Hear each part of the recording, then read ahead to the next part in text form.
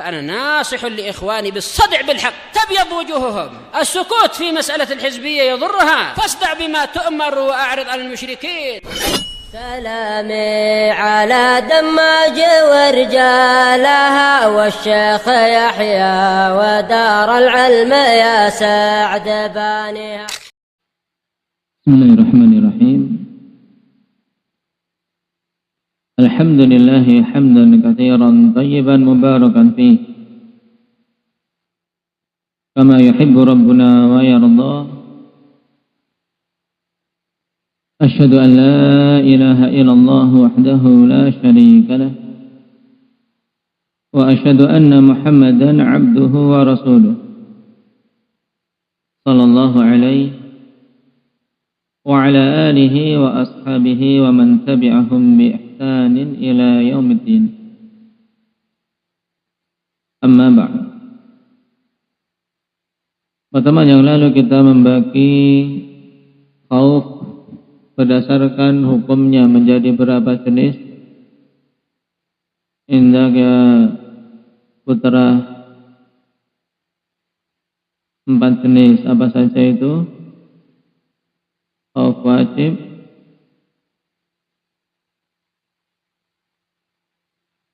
khauful jaiz, khauf muharram, khauf syirik. Baik.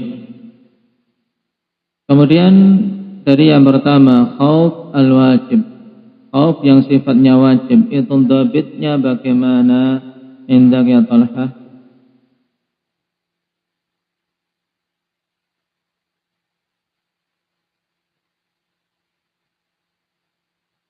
Tetap, apa maksudnya? Nah, khauf yang wajib itu yang dibaca tadi apa maksudnya?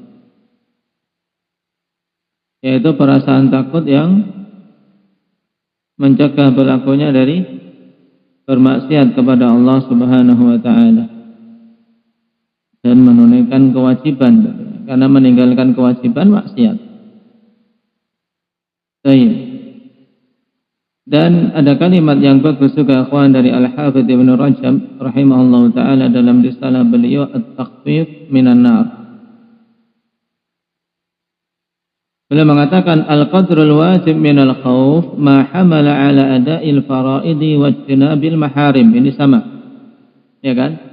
Inti dari kadar wajib dalam takut tersebut, rasa takut pada Allah yang wajib adalah yang membawa pemiliknya untuk menunaikan kewajiban dan menjauhi keharaman. Kenapa? Dalam kalimat kemarin dhabitnya pokoknya khauf yang mencegah berlakunya dari keharaman, karena meninggalkan kewajiban adalah apa? Keharaman, ya tidak? Tapi cuman pada sebagian orang butuh dirinci, diperjelas.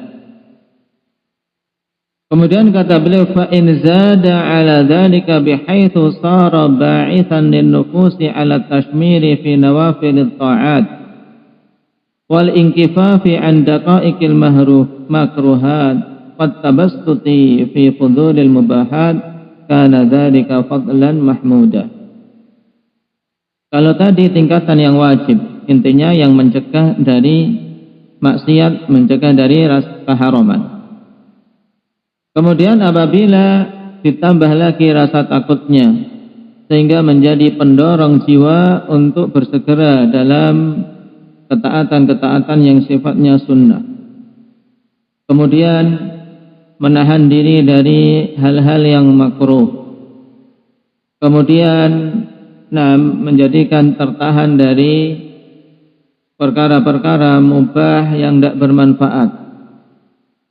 Maka ini rasa takut yang dipuji. Sampai di sini dipuji. Tapi fa in tazayada ala dzalika bi an awratha maradan aw mautan aw hamman laziman bihaitsu yaqta'u 'an as-sa'yi fi iktisabil fadha'ilil matlubatil mahbubah lillahi azza wa jalla lam yakun mahmuda. Cuman kalau semakin bertambah melebihi kadar yang dipuji tadi, sehingga berakibat sakit, kemudian kematian atau bahkan kesedihan yang terus menerus yang mengakibatkan dia berhenti dari mengupayakan keutamaan yang dituntut dan dicintai oleh Allah, maka ini tidak dipuji. Bahkan bisa mengantarkan kepada perasaan putus asa dari rahmat Allah. Nah, ini perincian yang lebih detail ikhwan tentang kadar khauf yang wajib, kemudian kadar yang disunnahkan, yang dipuji, dan kadar yang dilarang. Baik. Kalau sampai tingkatan menjadikan seorang putus asa dari rahmat Allah, ini rasa takut yang melebihi batas, maka tidak dipuji, bahkan dilarang. Ini tambahan untuk pembahasan kemarin. Kemudian khauf yang kedua Ali? Khauf yang jaiz, boleh. Itu khauf yang bagaimana?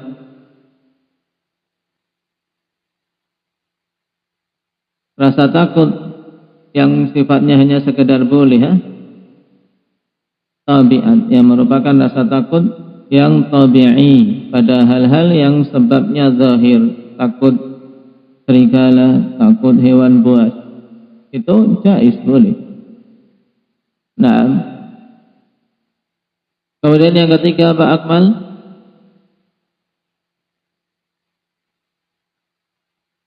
khauf yang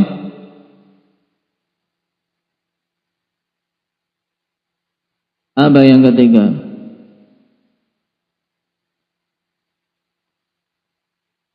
Apa yang ketiga tadi, Hanif? Khauf muharram. Bagaimana dobitnya atau kriterianya?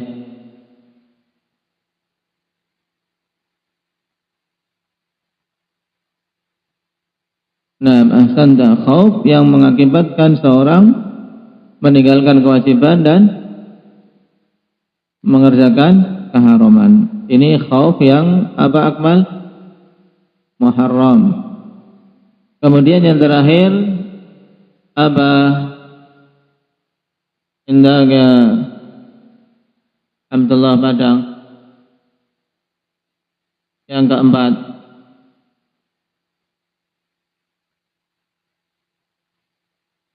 paket. Khauf yang syirik. Nah, kita rinci menjadi berapa bentuk? Dua bentuk. Yang pertama,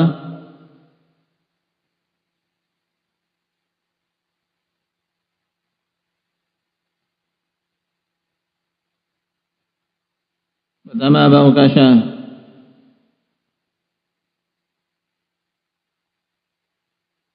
Apa itu istilahnya?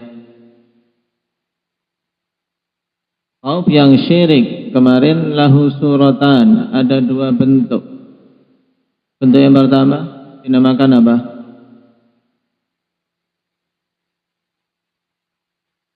Nah, diingat-ingat perincian ini, muhim. Apa Hamzah? Istilahnya khaufus sir, khauf as-sirri. Itu maksudnya apa? Ungkapan tersebut rasa takut pada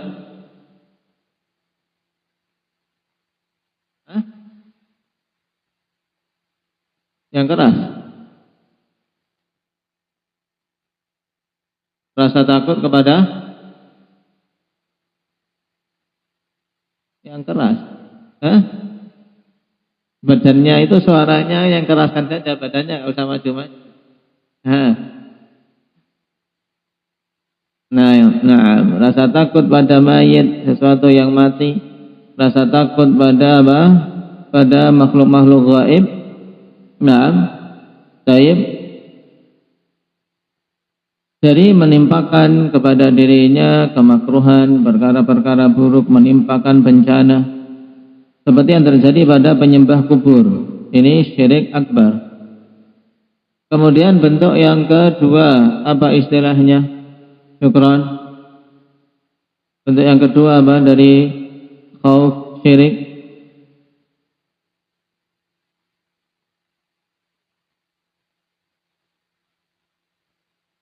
takut kepada makhluk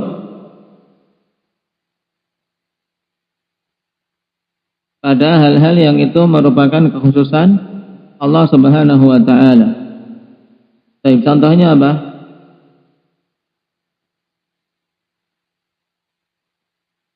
Takut makhluk itu memutuskan rezekinya. Nah, ini ketakutan yang sampai tingkatan syirik. Kenapa? Karena pemberian rezeki itu dari Allah Subhanahu wa taala semata. Tapi itu diingat-ingat. Sekarang kita lanjutkan. Qala al-musannif rahimahullahu taala an Abi Sa'id radhiyallahu anhu marfu'an. Dari Abi Sa'id Al-Khudri radhiyallahu anhu secara marfu' yaitu dari Nabi sallallahu alaihi wasallam. Inna min dha'fil yaqini an turdiyan nasa bi sakhatillah wa an tahmadahum ala rizqillah wa an tadummahum ala ma lam yu'tikallah. Inna rizqallahi la yajurruhu hirsu harisin wa la yarudduhu karahiyatu karihin.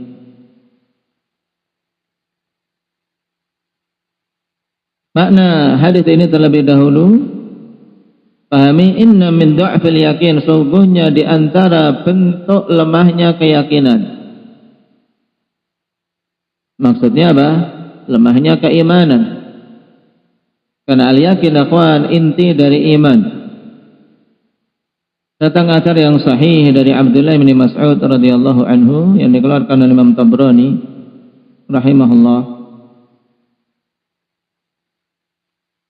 Demikian pula Abu Nuaim. Al-yaqinu al-imanu kulluh was-sabru nisful iman. Sebutkan Imam Bukhari secara mu'allaq, sanadnya sahih. Keyakinan itu adalah keimanan secara keseluruhannya.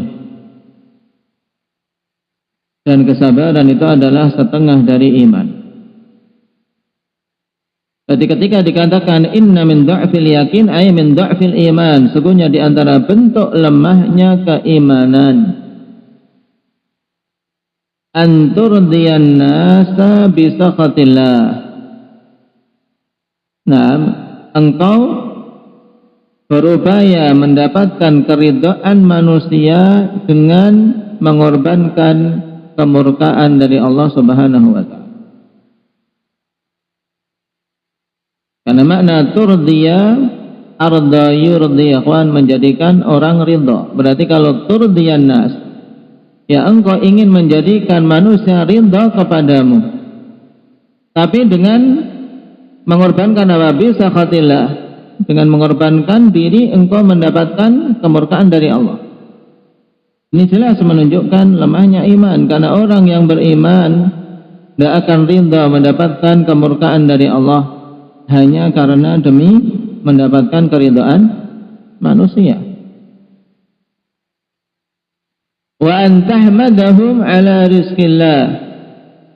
Perkara kedua yang merupakan bentuk kelemahan iman, yaitu engkau memuji manusia atas rezeki Allah Subhanahu wa taala yang diberikan. Maksudnya apa, ikhwan?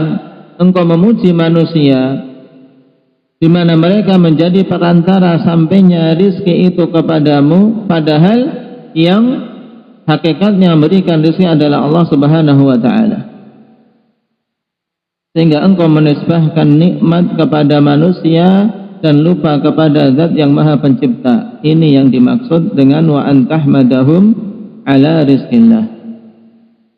Bukan maksudnya tidak bersyukur atas pemberian manusia. Bersyukur, kita diperintahkan la yashkurullah man la yashkurun nas. Nah, tidak dikatakan bersyukur pada Allah orang yang tidak bisa bersyukur pada manusia. Cuman kesyukuran kepada manusia ini kesyukuran kepada apa? Kepada makhluk yang hanya sebagai sebab. Adapun pemberi nikmat itu hakikatnya adalah Allah Subhanahu wa taala. Maka hendaknya engkau memujinya, ya alhamdulillah, jazakallahu khairan. Memujinya, muji kepada Allah Subhanahu wa taala, karena dialah yang memberikan rezeki. Nah, bukan engkau menjilat, mencari muka di hadapan manusia demi diberi sesuatu. Seakan-akan mereka lah yang memberikan rezeki kepadamu, padahal Allah.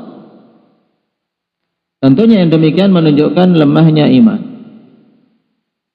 Kemudian yang ketiga, wa antadunmahum ala ma lam yu'tikallah. Di antara bentuk lemahnya iman yaitu engkau mencela manusia atas perkara-perkara yang Allah tidak memberikannya kepadamu. Ketika Allah Subhanahu wa taala menahan rezekinya, tidak memberi sesuatu kepadamu, nah, engkau mengarahkan celaan kepada manusia. Baik. Ini juga menunjukkan lemahnya iman. Karena yang memberi dan menahan hanya Allah Subhanahu wa taala. Qulillahumma malikal mulki tu'til mulka man tasha' wa tanzi'ul mulka mimman tasha' wa tu'izzu man tasha' wa tudhillu man tasha' biyadikal khair. Jika di antara zikir setelah salat apa? Allahumma la mani'a lima a'tait wa la mu'tiya lima mana'ta. Ya Allah, tidak ada yang bisa menahan apa yang engkau beri, dan tidak ada yang bisa memberikan apa yang engkau tahan. Maka ketika seorang luput darinya suatu rezeki yang diharapkan, jangan mencela. Ini gara-gara kamu, ini salahmu, kamu tidak pintar dalam berdagang. Memang belum rezekinya, sehingga bersabar, bukan malah mencari kambing hitam tentang apa terhalangnya rezeki dari dia. Ini menunjukkan lemahnya keyakinan. Baik. Kemudian dikatakan di sini, inna rizqallah la yajurruhu hirsu harisin wa la yarudduhu karahiyatu karihin. Sesungguhnya rizki dari Allah Subhanahu wa taala tidaklah bisa menyeretnya untuk sampai kepadamu semangatnya orang yang semangat, dan tidak bisa menolaknya kebencian orang yang benci. Jika Allah ingin memberikan rezeki kepadamu, sebenci apapun manusia kepadamu, sehingga agar engkau tidak dapat rezeki itu, tidak akan berpengaruh, engkau akan mendapatkannya. Sebaliknya, jika Allah tidak akan memberikan rezeki itu kepadamu, semangat apapun untuk engkau mendapatkannya, maka engkau tidak akan dapat. Ini maksud fa inna rizqallah la yajurruhu hirsu harisin. Rezeki Allah itu tidak akan bisa diseret, ditarik dengan semangatnya orang-orang semangat. Betapa banyak orang yang bekerja siang malam, tapi tidak mendapatkan apa-apa dari jerih payah tersebut. Kalaupun dapat, tidak memiliki nilai karena tidak diberkahi. Baik. Maka kalimat ini kalimat yang hak, walaupun nanti akan kita ketahui dalam sisi riwayat hadisnya sangat lemah. Baik. Tapi maknanya hak ditunjukkan oleh dalil yang lain. Nah, Allah Subhanahu wa taala katakan di awal-awal surat Fatir, "Ma yaftahillahu lin-nasi min rahmatin fala mumsika laha wa ma yumsik fala mursila lahu min ba'di wa huwal azizul hakim." Ini dalil yang menunjukkan apa? Kalau Allah membuka untuk manusia, tidak ada yang bisa menahan. Wala yarudduhu karahiyatu karihin. Tapi jika Allah menahan, wala yajurruhu hirsu harisin. Nah, sehingga pengganti dari dalil ini yaitu ayat di surat Fatir yang kedua, ma yaftahillahu lin-nasi min rahmatin fala mumsika laha wa ma yumsik fala mursila lahu min ba'di. Apa saja yang Allah bukakan untuk manusia berupa rahmat, dan ini umum, rizki duniawi maupun ukhrawi, maka tidak ada yang bisa menahannya. Dan apa saja yang Allah tahan, maka tidak ada yang bisa untuk memberikan kepadanya setelah Allah. wa huwal azizul hakim. Maka itu ditambahkan ikhwan dalam catatan pinggir untuk dihafal terkait bab ini. Baik, untuk menggantikan riwayat yang lemah ini. Kenapa? Karena hadis ini ikhwan yang dikeluarkan oleh Abu Nuaim dalam Hilyah, juga Al-Baihaqi. Bisa Anda melihat ringkasnya takhrij hadis tersebut dalam cetakan kita, dihukumi maudhu' di sini. Bagaimana Albani menghukuminya atau dhaifun jiddan, dhaif sekali. Akhrajahu Abu Nuaim fil Hilyah wal Baihaqi fi Syu'ab wa fihi Muhammad bin Marwan As-Suddi muttaham bil wad'. Baik. Sebabnya Muhammad bin Marwan As-Suddi muttaham bil wad', wa Atiyah Al-Aufi mudallis wa dha'if. Sehingga dhaifun jiddan kalau menghukumi maudhu' juga tidak jauh. Tapi terkadang ketika dikatakan maudhu' dikiranya maknanya juga batil. Makna riwayat ini ditunjukkan oleh dalil-dalil yang lain, ikhwan. Adapun dari sisi sanad, maka sanad tersebut maudhu' atau dhaifun jiddan.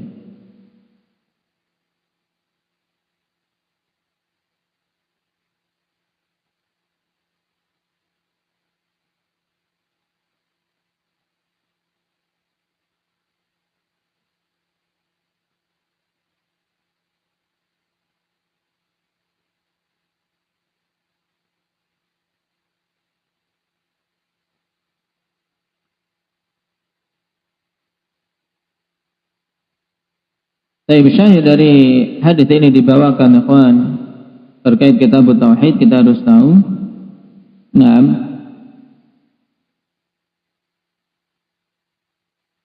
apa hubungannya antara hadis ini dengan pembahasan khauf. Yaitu di sini syahidnya celaan atas orang-orang yang mengedepankan untuk mendapatkan keridhaan manusia dibandingkan keridhaan Allah, sehingga lebih memilih untuk dapat keridhaan manusia dengan mengorbankan diri mendapatkan kemurkaan dari Allah Subhanahu wa ta'ala. Baik, ini menunjukkan lemahnya rasa takut dia kepada Allah Subhanahu wa ta'ala. Ini syahid dari hadis.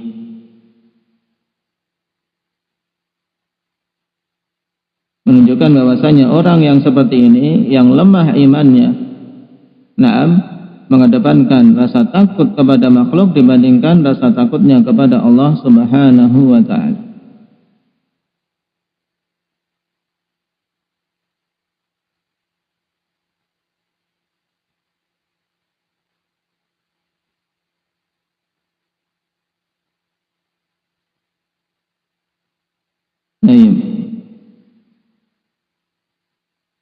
قال وعن عائشة رضي الله عنها قالت أن رسول الله صلى الله عليه وسلم من التمس رضا الله بسخط الناس رضي الله عنه وأرضى عنه الناس فمن التمس رضا الناس بسخط الله سخط الله عليه وأسخط عليه الناس. Hadis rawahu Ibnu Hibban fi sahihih, dan ta'liqnya pada halaman berikutnya kawan. Dhaifun marfu'an wa thabitun mauqufan. Secara marfu' dhaif, tapi mauquf thabit. Akhraj Ibnu Hibban wal Qudai fi Musnad Syihab wa ghairuhum. Wa ikhtalafa fi raf'ihi wa waqfihi wa sawabu waqfuhu min qawli Aisyah. Daraqutni mengatakan wa raf'uhu la yathbut. Demikian pula Abu Hatim dan Abu Zur'ah mengatakan mauqufun wa huwa sahih. Dan Uqaini mengatakan wala yasihu fil babi musnadan. Tidak sahih dalam bab ini riwayat yang musnad. Baik. Adapun riwayat yang mauquf, setelah kita tahu bahwasannya yang kuat adalah mauquf, dikeluarkan oleh Tirmidzi, Ahmad, Abu Dawud dan dari Aisyah dan sanadnya sahih. Makanya akhwan ketika menghafal tayyib ditambahkan wasahih mauquf min qauli Aisyah radhiyallahu anha. Tayyib yang sahih haditsnya mauquf dari perkataan Ummul Mukminin Aisyah radhiyallahu anha, dan ini perkataan yang hikmah didukung oleh hadis dan dalil-dalil yang banyak. Perhatikan maknanya. Dikatakan oleh Ummul Mukminin Aisyah radhiyallahu anha, "Man iltamasa ridallahi bi sakhatin nas radhiyallahu anhu wa arda anhu nas." Siapa saja yang mencari keridhaan Allah Subhanahu wa taala dengan mengorbankan kemarahan manusia, maka Allah akan ridha kepadanya dan Allah akan jadikan manusia pun ridha kepadanya. Jadi bagian awal dari hadis ini jelas, seorang lebih memilih dapat kebencian manusia demi menggapai keridhaan Allah. Maka hasilnya apa? Hasilnya semuanya didapat.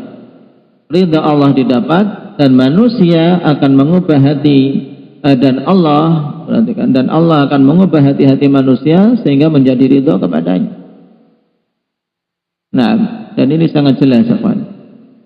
Nah, jangan sampai seorang mengedepankan untuk menggapai keridhaan manusia dengan mengorbankan dirinya mendapat kemurkaan dari Allah Subhanahu wa taala. Sebagaimana bagian kedua dari hadis, "Manil tamasa ridhan nasi bi sakhatillah, sakhitallahu alaihi wa askhata alaihi nas." Siapa saja yang mencari keridhaan manusia dengan mengorbankan kemurkaan dari Allah, maka Allah akan murka kepadanya dan Allah akan jadikan manusia pun marah dan benci kepadanya. Ini kerugian yang berlipat-lipat. Allah murka dan manusia pun dijadikan tidak ridha kepadanya. Padahal tujuannya untuk mendapatkan keridhaan mereka. Baik.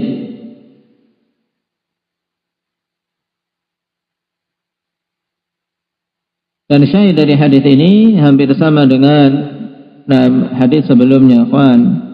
Bahwasanya orang yang betul-betul memiliki rasa takut kepada Allah, maka akan mengedepankan untuk mendapatkan keridhaan Allah Subhanahu wa taala dibandingkan mendapatkan keridhaan manusia yang berakibat dia mendapatkan kemurkaan Allah. Berarti di sini al-hathu ala taqdimil khauf min Allah fi talabi ridahu walau fi sakhatin nas. Ini syahidnya, yaitu dorongan untuk kita semua mengedepankan rasa takut kepada Allah untuk bisa mencari keridhaannya, walaupun harus berakibat dia mendapatkan kemarahan dan kebencian manusia.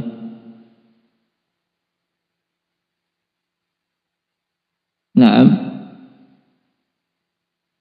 dan kalau ditanya kenapa kok dikaitkan hadis ini dengan pembahasan khauf, ya karena yang membawa manusia untuk apa? Untuk mengedepankan mencari keridhaan Allah, ya rasa takut, ya tidak? Rasa takut pada Allah Subhanahu wa taala. Demikian pula sebaliknya, yang menjadikan seseorang lebih mengedepankan mencari ridha manusia, itu adalah rasa takut kepada manusia, ya tidak? Takut pada bos, takut pada pimpinan. Akhirnya dia apa?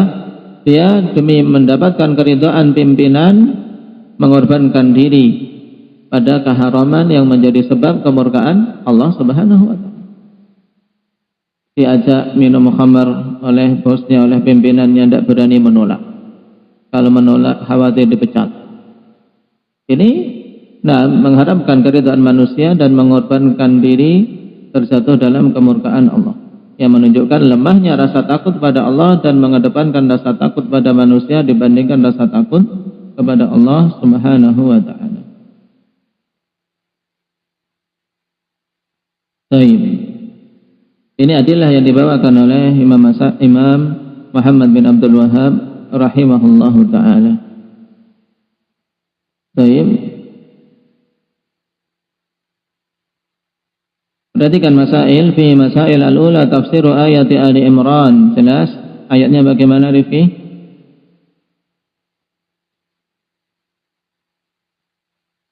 Naam, innama dzalikum syaitan yukhawwifu awliya'ahu fala takhafuhum wa khafuni in kuntum mu'minin.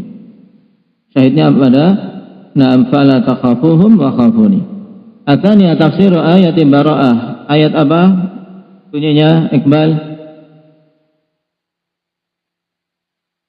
Innama ya'muru masajidallah. Terkait orang-orang yang memakmurkan masjid Allah, di antara sifatnya apa? Walam yakhsha illallah, tidak takut kecuali kepada Allah. Kemudian as-salisa tafsir ayatil Ankabut. Ismail, apa ayatnya?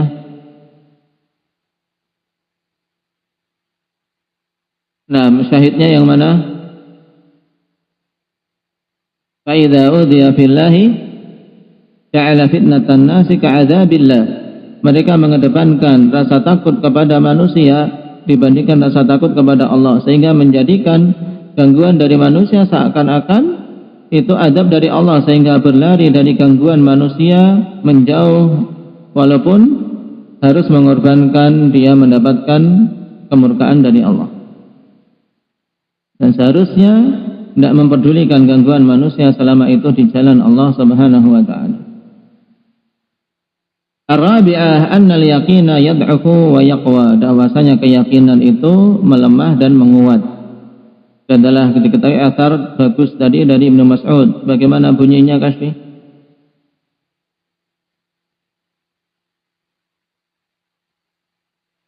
Al-yaqinu al-imanu kulluh wa sabru nisful iman. Keyakinan itu iman secara keseluruhannya. Maka ketika yakin itu adalah iman, berarti melemah dan bertambah sesuai dengan kadarnya. Al-khamisah alamatun da'fi wa min dzalika hadhihi tsalath. Yang kelima, tanda kelemahan iman, di antaranya tiga hal ini yang disebutkan dalam hadis, walaupun riwayatnya lemah tapi didukung oleh yang lainnya. Ringkasnya apa, Badri? Tiga alamat yang disebutkan dalam riwayat tersebut. Yang pertama, mengedepankan keridhaan manusia dibandingkan keridhaan Allah karena takut kepada manusia. Yang kedua, yaitu menisbahkan nikmat yang diberikan oleh Allah kepada manusia, sehingga dia arahkan pujiannya kepada manusia. Ini yang dicela. Adapun bersyukur kepada manusia maka boleh. Kemudian yang ketiga,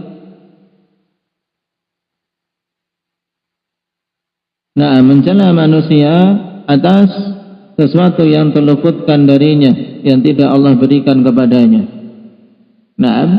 Rizkinya luput karena Allah memang tetapkan dia tidak dapat, dia mencari kambing hitam dan menyalahkan manusia. Ini merupakan kelemahan iman. Makanya bagi para ikhwah dan kaum muslimin, ketika mengalami kegagalan dalam usaha, jangan sampai dia kemudian setelah itu menyalahkan, mencari kambing hitam. Katakan qaddarallahu wa masya'a fa'al. Walaupun tetap ada sebab, sebabnya ada, tapi jangan sampai dia menisbahkan bahwasanya yang menetapkan, yang menjadi taib penimpa kesialan adalah manusia. As-sadisa inna ikhlasal khawfi lillahi minal faraid. Bahwasanya memurnikan rasa takut kepada Allah termasuk perkara yang wajib. Ini jelas. As-sabi'ah dzikru thawabi man fa'ala. Menyebutkan keutamaan orang yang melakukan itu, yaitu semata-mata memurnikan rasa takutnya kepada Allah Subhanahu wa taala. Keutamaannya banyak. Di antara keutamaan rasa takut kepada Allah semata apa? Indah ya Hudzaifah.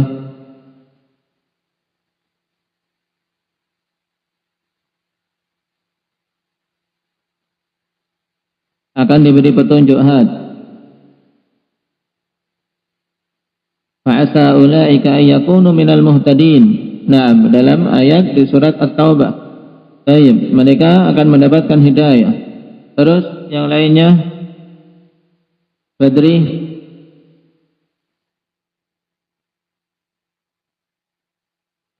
Yang ada dalam bab ini saja dulu, yang dalam matan. Siapa yang dapat duluan? Mendapatkan kesempurnaan iman.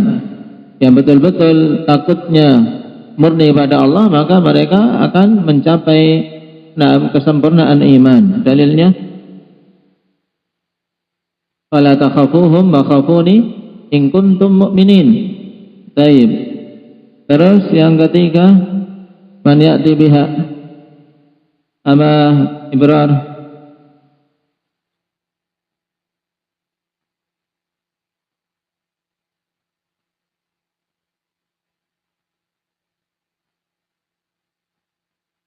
Akan mendapatkan keridhaan dari Allah Subhanahu wa taala. Baik. Bagaimana dalam athar Aisyah radhiyallahu anha. Dan yang di luar ini, Rifki, atau masih ada yang di dalam had?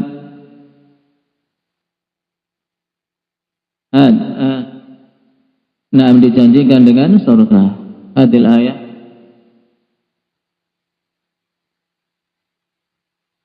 Waliman khafa maqama rabbih jannatan. Bagi orang yang memiliki rasa takut kepada Allah Subhanahu wa taala, 2 surga. Baik, yang lainnya di surat Al-Bayyinah, dzalika liman khasyiya rabbah, ketika menyebutkan balasan kaum mukminin, innal ladzina amanu wa amilus solihati ulaika hum khairul bariyah jazaohum 'inda rabbihim jannatu 'adnin tajri min tahtiha al-anharu khalidina fiha abada radhiyallahu anhum wa radu 'an dzalika liman khasyiya rabbah. Surga yang kekal tersebut bagi orang-orang yang takut kepada Rabb-nya.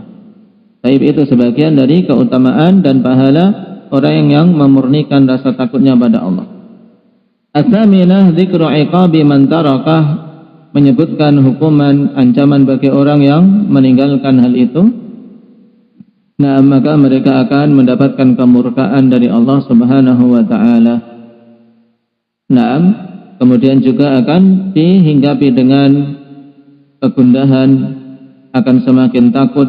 Innama dzalikum syaitan yukhawifu awliya'ah. Semakin takut, hidupnya enggak akan pernah tenang. Karena ketenangan itu dengan mendekat kepada Allah dan takut kepada Allah semata. Baik, barakallahu fikum. Kita selesai dari bab ini. Yang belum menyempurnakan hafalan disempurnakan. Walhamdulillahirabbil alamin. Subhanakallahumma wa bihamdika